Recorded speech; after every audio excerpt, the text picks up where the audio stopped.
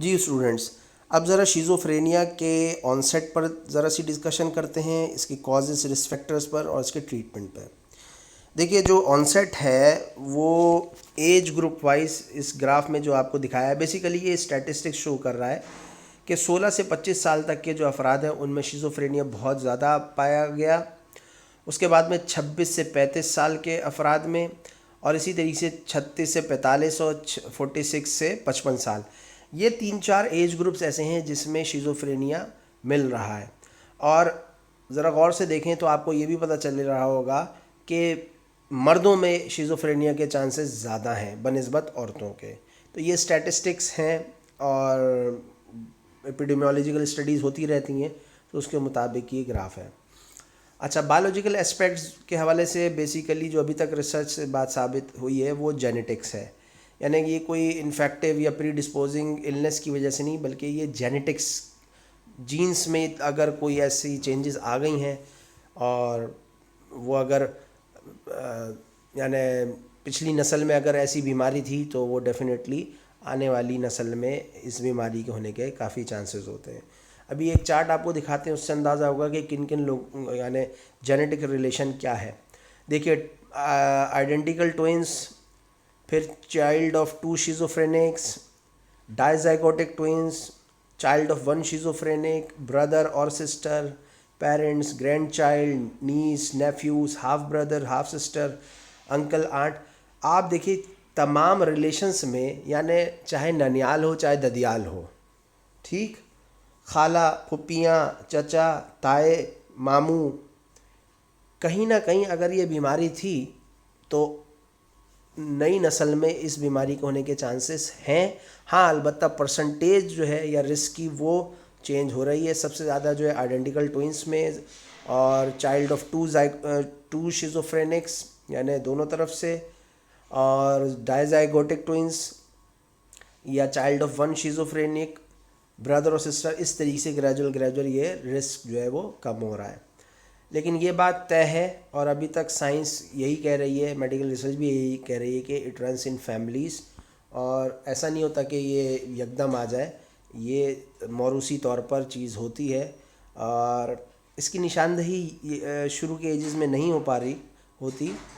हाँ, जैसे ही 12-15 साल का बच्चा जब हो जाता है, उस वक्त कोई ऐसी अलामत आ सकती है जिससे हमें अंदाज़ा हो जाता है कि हाँ जी, अब ये कुछ अब नॉर्मलिटी इसके अंदर डेवलप हो रही है। तो उस वक्त जो है वो किसी भी अच्छे कंसल्टेंट, साइकाइट्रिस्ट और साइकोलॉजिस्ट से कंसल्ट करना चाहिए, ताकि ज़्यादा बीमारी जो है वो आगे ना बढ़े।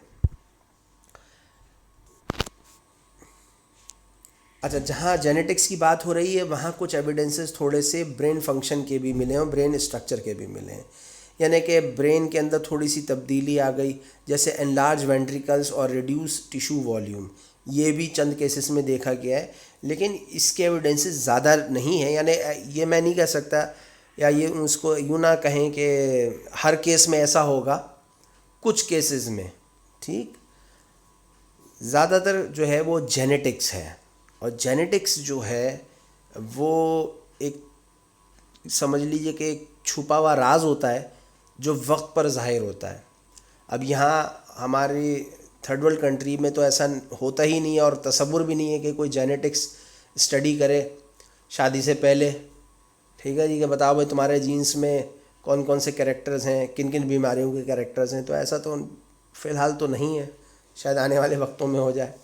बहरहाल, तो ये मामलात होते हैं, ठीक जनाब। फिर एक थ्योरी ये भी है कि जो न्यूरोट्रांसमीटर डोपामीन है उसके भी इम्बैलेंस से ये प्रॉब्लम आती है। और ये भी देखा गया कि ऐसी दवाइयाँ जो डोपामीन के लेवल्स बढ़ा दें, ठीक, जैसे एम्फिटामीन है। एम्फिटामीन इस वक्त ड्रग ऑफ अब्यूज़ के तौर पर भी यूज़ हो रही है। यहाँ मैं आपको बताता चलूँ, ये जो इस वक्त नशा चल पड़ा है जिसे हम कहते हैं आइस, आइस के नाम से एक नशा चल रहा है, बेसिकली वो एम्फिटामीन है, ठीक है ना, एम्फिटामीन और मेटएम्फिटामीन। तो ये बच्चे इन्वॉल्व हो जाते हैं, इससे अराउजल इफ़ेक्ट बढ़ जाता है, बंदा जागता रहता है। यानी ज़्यादा जागने के लिए इस वक्त जो है वो नशे के तौर पे इसको इस्तेमाल कर रहे हैं। यूनिवर्सिटी के स्टूडेंट्स या कॉलेज के स्टूडेंट्स, और नशा आम होता चला जा रहा है। वेस्ट में बहुत हो गया था, अब हमारे मुल्क में भी ये चीज़ आ गई है, ice amphetamine. But it's very dangerous, बहुत ख़तरनाक चीज़ है। खुदारा अगर आपका कोई जान पहचान का इस नशे में मुब्तला हो चुका है तो उसको गाइड करें, उसको बचाएं इस नशे से और ख़ुद भी बचें। बहरहाल तो ये जो ड्रग होती है वो डोपामीन के लेवल्स बढ़ा देती है, ठीक है। और ऐसी दवाइयाँ जो डोपामीन के इफ़ेक्ट को कम कर दें तो वो शिज़ोफ्रेनिया के भी बिहेवियर्स, शिज़ोफ्रेनिक सिम्टम्स कम कर सकती हैं। तो यूँ समझिए कि जो एंटागोनिस्ट है, डोपामीन एंटागोनिस्ट, वो काम करेगी। तो ये भी एक थ्योरी है। इसके अलावा मल्टीपल न्यूरोट्रांसमीटर्स भी इन्वॉल्व हैं, रिसर्च होती चली जा रही है जिसमें सेरोटोनिन है, गाबा है, इनके ऊपर भी काम हो रहा है। अच्छा जी, फिर स्ट्रेस का भी बड़ा अहम किरदार है। जाहिर सी बात है, स्ट्रेस वाले एनवायरनमेंट में अगर ये शख्स रहेगा तो उसको भी चूँकि पहले से प्री डिस्पोजिशन होगी जेनेटिक्स में, और स्ट्रेस मुख्तलिफ़ किस्म के स्ट्रेसर्स होते हैं एनवायरनमेंट में। से फॉर एग्ज़ाम्पल इकनॉमिकल स्ट्रेस है या फैमिली स्ट्रेस है, फैमिली आपस में जो है वो एक प्लेटफॉर्म पे नहीं है, उलझते रहते हैं, लड़ते रहते हैं। ख़ास तौर पे माँ बाप अगर लड़ाई कर रहे हैं ज़्यादा और तकरार वाला माहौल रहता है तो बच्चे पर बहुत मनफी असर होता है, उसकी पर्सनैलिटी भी डिटोरिएट होती है। और अगर जेनेटिक प्रीडिस्पोजिशन है शिज़ोफ्रेनिक का तो बहुत अर्ली साइन एंड सिम्टम्स आना शुरू हो जाते हैं। तो इससे बचना चाहिए, स्ट्रेस वाले एनवायरनमेंट को कम करना चाहिए। तो बहरहाल ये तमाम चीज़ें हैं। और कम्युनिकेशन पैटर्न्स, यानी फैमिली में इंटरेक्शन कैसा चल रहा है, लोग एक दूसरे से बात करते हैं नहीं करते। पहले एक बड़ा अच्छा एक एनवायरनमेंट था हमारी सोसाइटी का कि शाम ढले बुज़ुर्गों के पहलू तले बैठकर गुफ्तगू करते थे, उनसे रहनुमाई हासिल करते थे, कुछ अपनी सुनाते थे, कुछ उनकी सुनते थे, एक्सपीरियंसेस शेयर होते थे, नॉलेज शेयर होती थी, ध्यान बंटता था। अब वो सारी चीज़ें कम होती चली जा रही हैं। तो अल्टीमेटली घूम फिर कर बात देख लीजिए साइको सोशल इन्फ्लुएंसेस पर आ गई है। और जूँ हम आगे बढ़ते चले जा रहे हैं, इलेक्ट्रॉनिक दौर में दाखिल होते चले जा रहे हैं, 3G 4G और 5G के दौर में चले गए हैं, वहाँ पर हमारे दरमियान में साइकोलॉजिकल इलनेसेस भी बहुत ज़्यादा आती चली जा रही हैं। अल्लाह रहम करे। उम्मीद तो मैं यही करता हूँ कि शायद कभी ये वक्त भी बदल जाएगा और टल जाएगा। इस वक्त कोरोना की सिचुएशन से लॉकडाउन होकर हम सब अपने घरों में हैं, तो कभी कभी ये एहसास होता है कि जो हमारा फैमिली मेम्बर है ये तो बहुत भला आदमी है, हम पता नहीं क्यों उससे दूर रहते थे, अब करीब होते चले आ रहे हैं, दिन भर उसके साथ रहना है। अब चाहे उसको बर्दाश्त कहिए चाहे मजबूरी कहिए, लेकिन शायद किसी हद तक ये एक बेहतरी भी है कि सोशल जो इंटरेक्शन है विद इन द फैमिली और फैमिली मेम्बर्स वो बढ़ गया है। और अब हमें इर्द गिर्द के लोगों का भी एक ख्याल होने लगा है कि हमारा नेबर जो है वो किस हाल में है। अच्छा, चाहे वो खौफ की वजह से हो कि कहीं खुदा ना खास्ता उसको कोरोना तो नहीं हो गया, ठीक, तो हम ज़रा फ़िक्रमंद भी हो गए हैं और हम अब उससे ताल्लुक़ भी रखे हुए हैं किसी न किसी अंदाज से कि उसके बारे में सोच रहे हैं कि उसकी क्या कंडीशन है। और फिर इस पूरे सिनेरियो में लोग एक दूसरे का ख्याल भी कर रहे हैं, पॉजिटिविटी भी बढ़ रही है। जहाँ तक मैंने देखा है, मैं इसको पॉजिटिविटी की नज़र से भी देखता हूँ कि लोग जहाँ सोशल डिस्टेंसिंग की बात हो रही है, लेकिन वहाँ एक दर्द दिल ये भी जाग रहा है कि इसके पेट में निवाला गया है या नहीं।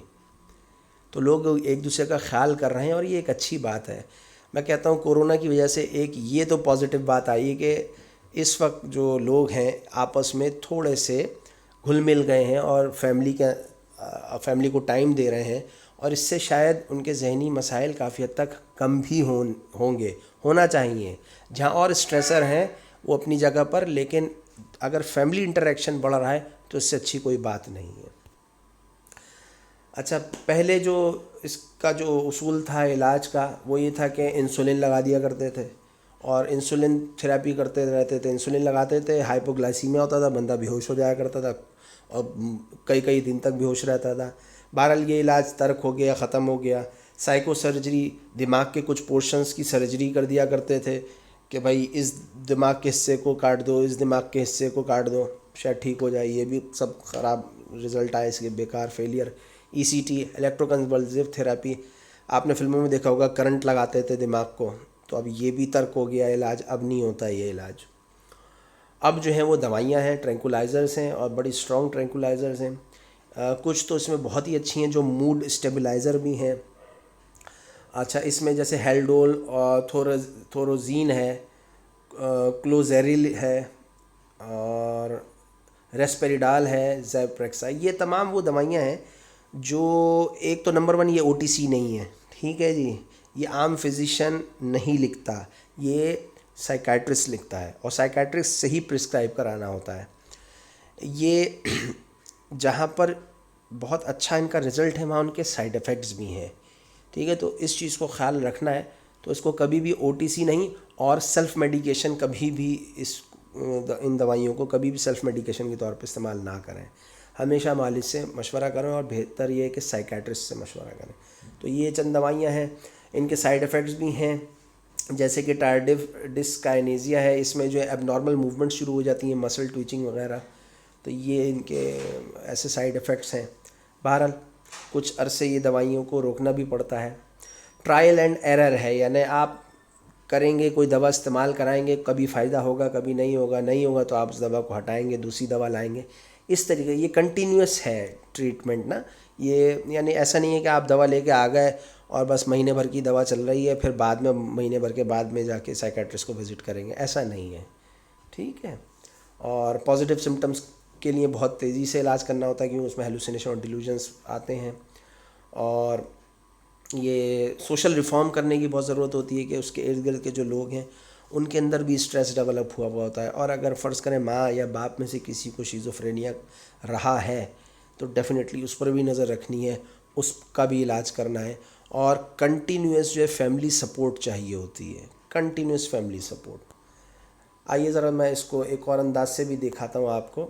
आप ज़रा इस चार्ट को देखिए कि ड्रग्स और सपोर्ट और एजुकेशन, इससे यानी दवाइयों से और सपोर्ट या एजुकेशन करने से जो रिलैप्सेस हैं आफ्टर 2 ईयर्स वो किस तरीके से हैं, ठीक है। तो 60% तो रिलैप्स दिख रहा है हमें, यानी दवाइयाँ और सपोर्ट या एजुकेशन करने के बाद भी आफ्टर 2 ईयर्स 60% से ऊपर, समझ लें 62-63% जो है वो रिलैप्स हो रहा है। अच्छा, ड्रग्स और सोशल स्किल ट्रेनिंग से ये रिलैप्स कम हो गया।